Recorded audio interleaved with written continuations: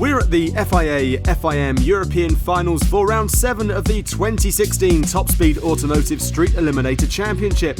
Well, this round sees the return of the Team Extreme Escort with a new driver and also the return of Mark Todd. And as we move into the first of Thursday's 5 scheduled qualifying sessions, first out is Nick Hale in the Mercedes, nearest to us, and John Webster, freshly back with an engine rebuild after his Summer Nationals blow-up.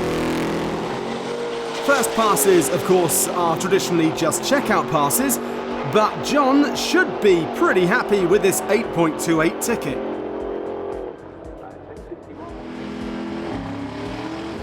Out next is the newly repaired Willis of Davy Murdoch alongside the Supra of Gary Gooding.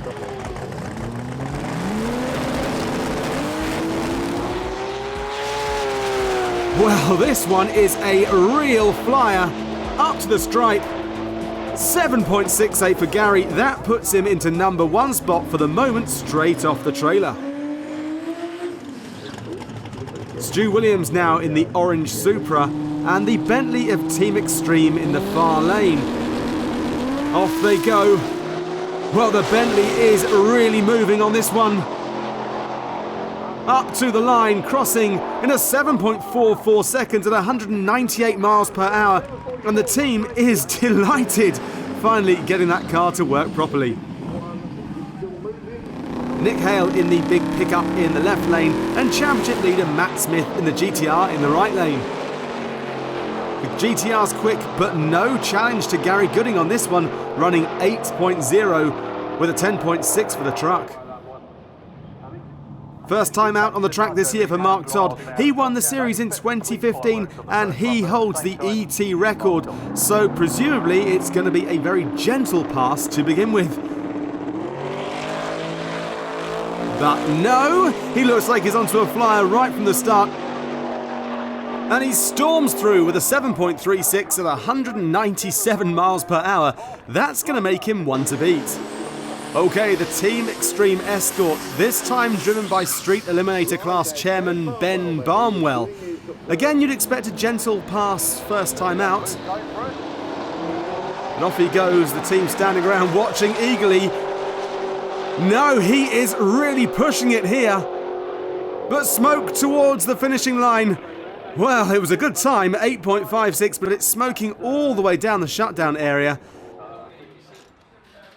Back in Team Extreme's pits, and it looks like there's a lot of work being done on a lot of cars. A huge amount of oil dripping out of the Escort. But what a run for Mark Todd. Yeah, really pleased. In some ways, though, it wasn't too much of a surprise because we were lucky enough to go to Hockenheim 2 weeks ago.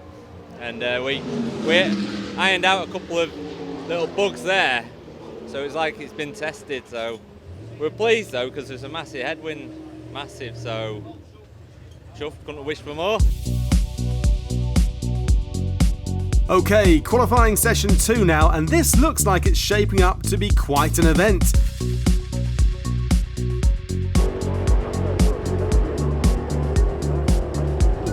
It's the return to the track for Mark Sheridan here in the beautiful black turbo Challenger, and he's up against Dave Murdoch in that Willis.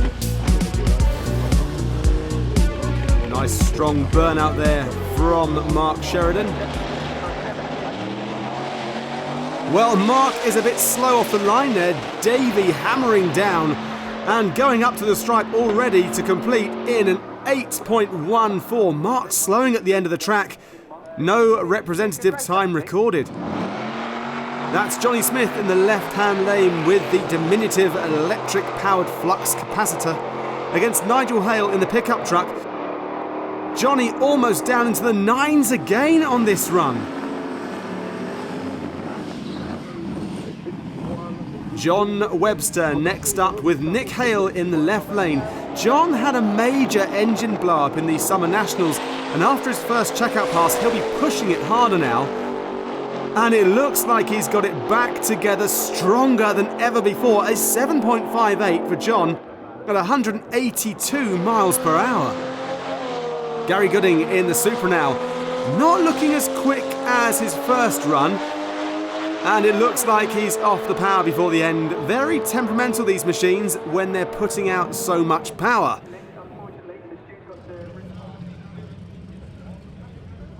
Well, back in the pits, and it's time to pack up the parachutes. But it looks like problems for Stu Williams there. And what about that run from Ben?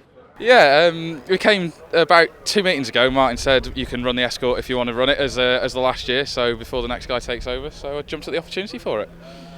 Now, it probably wasn't the run that you were hoping for your very first running competition. So what happened and what went through your mind? So yeah, it launched really well. The car was quick to the 8th, it felt quick. And then about 1,000 foot, I saw some smoke coming out from under the hood, and I thought, oh dear, so shut it off. Came through the finish line, the marshal stopped me and there was a pool of oil under the car, so I thought the worst, obviously, initially. We opened the bonnet and luckily it's a breather that came off the rocker cover. So Paul, Houston and Andy Dibley have just been round to John Webster's and they fixed the rocker cover.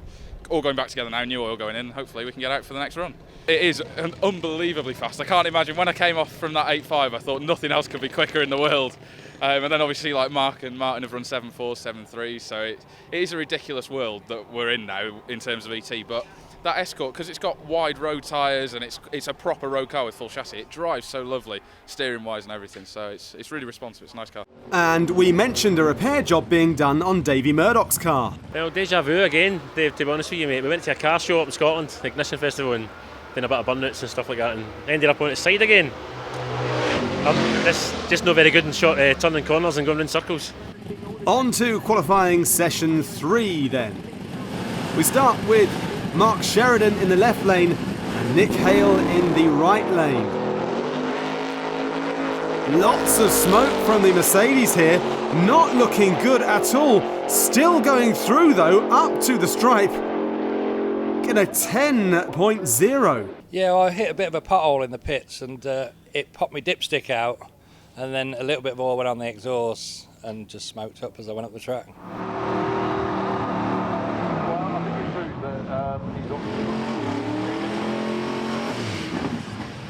Back to the qualifying, and it's brother Nigel Hale in the left lane and David Murdoch in the right lane. And don't forget, that pickup is still based on its original solid steel chassis, so it's hugely heavy compared to all the other cars in the class. It still puts in, though, a 10.79. Okay, second run for Mark Todd now in the right lane. That's Gary Gooding in the left lane. But it looks like Mark is onto another flyer here, as he goes up to the stripe. 7.47 seconds at a very slow 116 miles per hour. He was obviously off the power well before the end. So as we watch a couple more qualifying runs from the day, you have to remember these cars are running right on the edge in terms of traction. So they're always experimenting, trying to find out just how much power they can put through to the tyres without spinning them up. An improvement there for Mark Sheridan. Now, these two cars probably have more power than any other cars. Very difficult to get them dialed in to get all that power down onto the ground. What a run, 7.3 and 7.4. That's getting very close to Mark's existing record of 7.243, the Freight Train GTO, a dream weekend so far. So into today's final session now, everyone's still giving it all they've got. And Martin Smith in the Bentley is going to be desperate to capitalise on that last run. And yes, it's another improvement, 7.38 seconds. Well done, Martin. Yeah, we're getting there, really pleased. Yeah, we started off today going 7.42. On the back of that run, unfortunately, she split the charge cooler. So John kindly sent Jake back to the workshop at Webster Racing and repaired that for us, went back out. Second run, we backed it up at 7.42, but we had a misfire develop at around about 900 foot, so we kind of had to come out of it.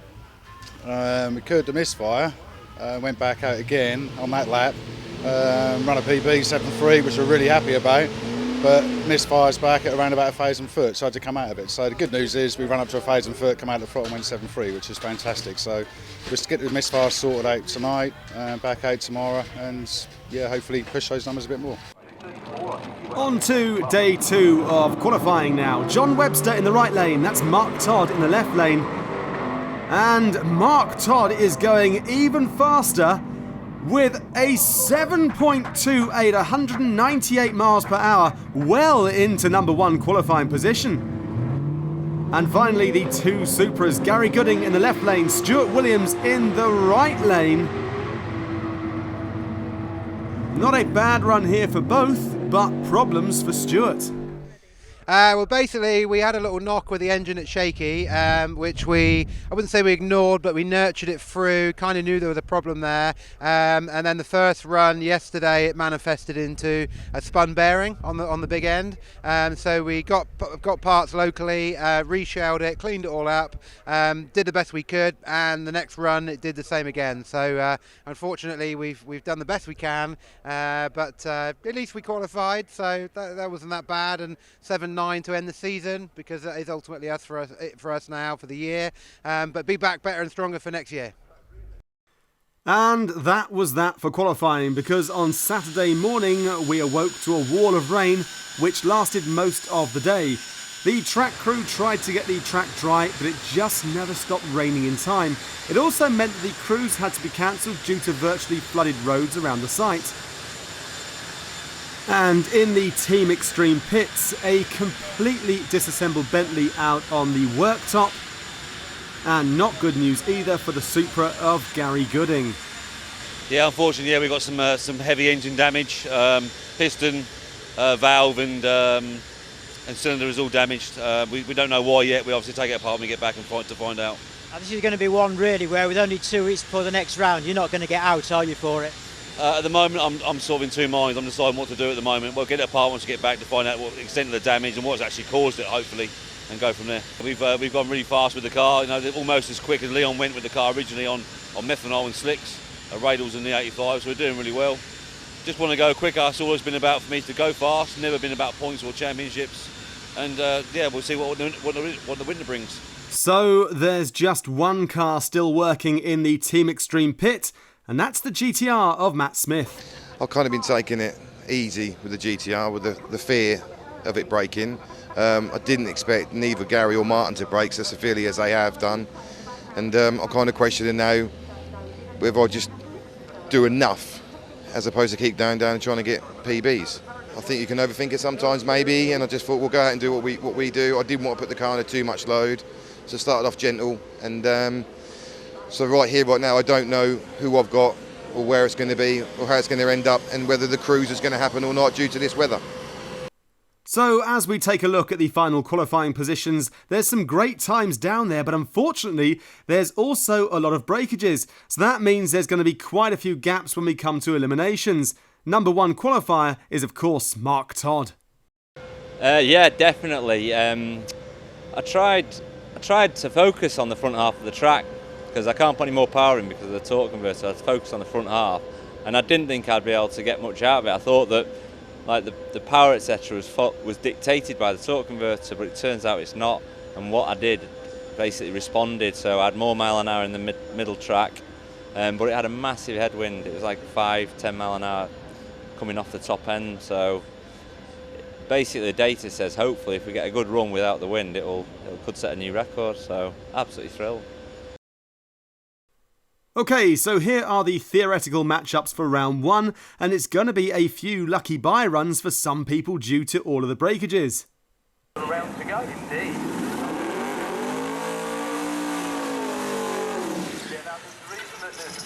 First pairing then, it's Johnny Smith in the right lane in the electric Enfield 8000, and in the left lane it's Matt Smith.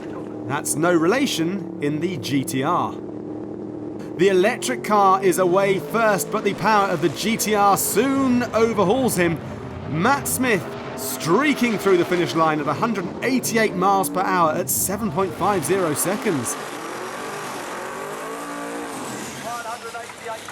Second pair, Davey Murdoch in the right lane, Mark Todd in the left lane. Mark Todd should have the advantage on this one, but Davey has run well into the 7s previously.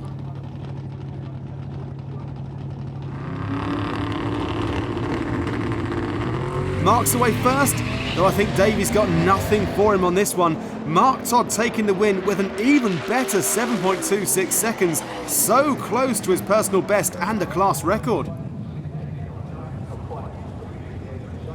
Solo run next, it's Nick Hale who should have been racing Gary Gooding, so a lucky bye run through into the next round for him, and a best of the weekend for him as well, crossing in 9.95 seconds. Now it's brother Nigel Hale in the pickup truck, another bye run due to breakages, Stu Williams this time. So a guaranteed win through to the quarterfinals there, and running close to his PB, he'll be happy with that one. And the final solo run goes to John Webster in the Comet, should have been racing Ben Barnwell. Completes the quarter mile in a 7.51 seconds at 183 miles per hour.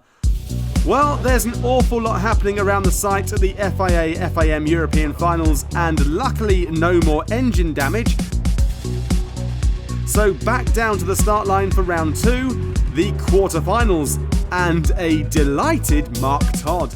Playing the last run, it turned the tyres a little bit, but it still did a really good run. So that means really you just go into every race exactly the same now? We're trying to. I think that tune will stick. I went a bit offline and things, but yeah, I think it'll work. We're going to try it again. Yeah, really good. The engine's all fresh, and we had a couple of little teething problems at the start of the weekend, but yeah, so far so good, and I think we'll run pretty good.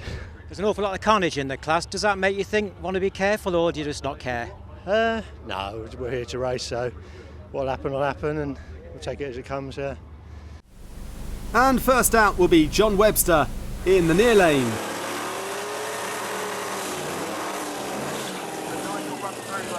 And Nigel Hale in the left lane in the big pickup truck. Very few other race cars you see have 5 seats inside them.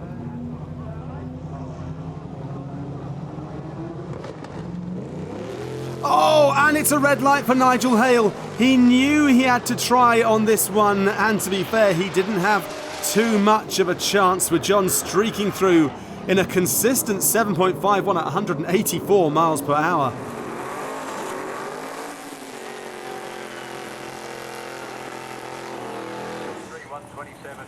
Mark Todd in the left lane, it's Nick Hale in the right lane. Nick, of course, running nitrous in his machine, whereas the GTO is turbo powered. Both these cars do plenty of road miles away from the racetrack.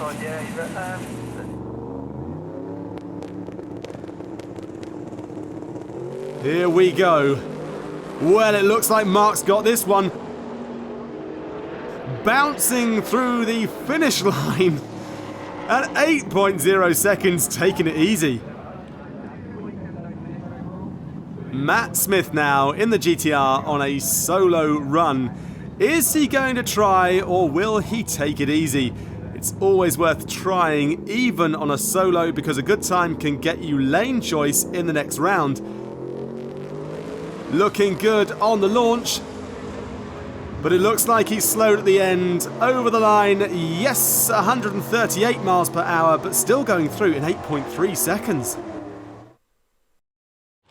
Well, with Top Fuel, Pro Mod, Funny Cars and the Lancaster Bomber, there's plenty to watch in between rounds in this Santa Pod's 50th anniversary season. But it was soon time for the semis, and this looks like it's going to be an exciting matchup.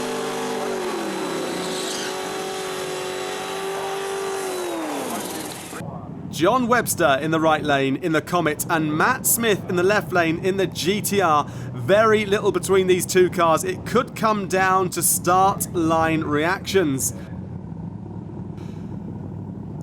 Pulling into stage.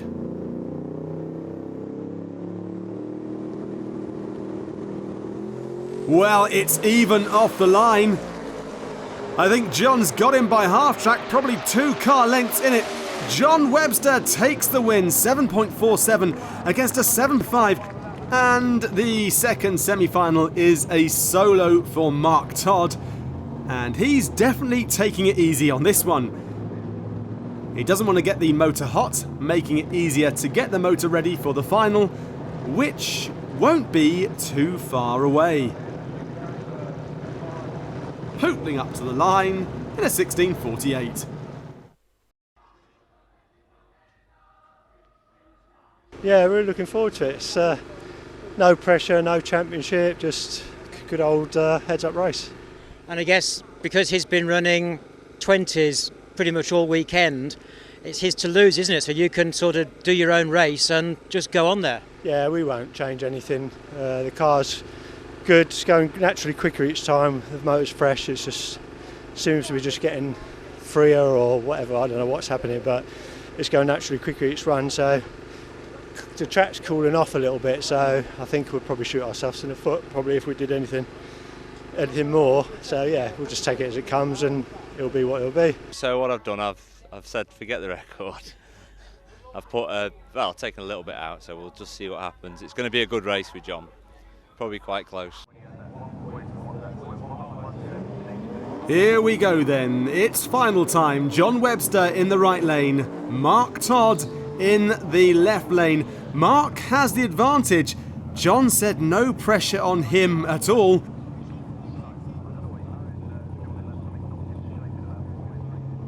Into stage.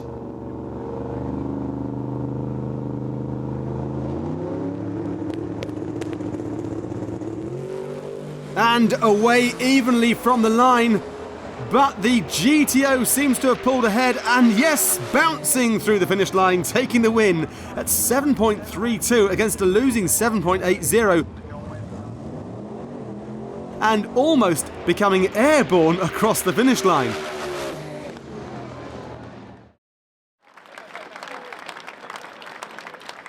And the delighted Mark Todd collects his trophy at the end of the event. I'm sure he wasn't really expecting to win this one after sitting the season out, but he must be delighted. We won! Hey! Yeah, we came out, no championship to run, so we thought we'll drive the car hard, we'll try drive it to the track. We did that. I think we selected the tunes well. That last one on the final, because we, as I said earlier in the interview, that chasing records wasn't on the cards. We just put what we thought would be a good banker in, and it went great. The bonnet popped open at about 1,000 foot, and it wheelied over the finishing line, which I wasn't expecting, but apart from that, it was good. So with one round to go at the national finals, here are the points so far. Matt Smith still at the top, but with all those motor blow-ups, who will manage to get fixed in time, and will the situation change? Join us next time.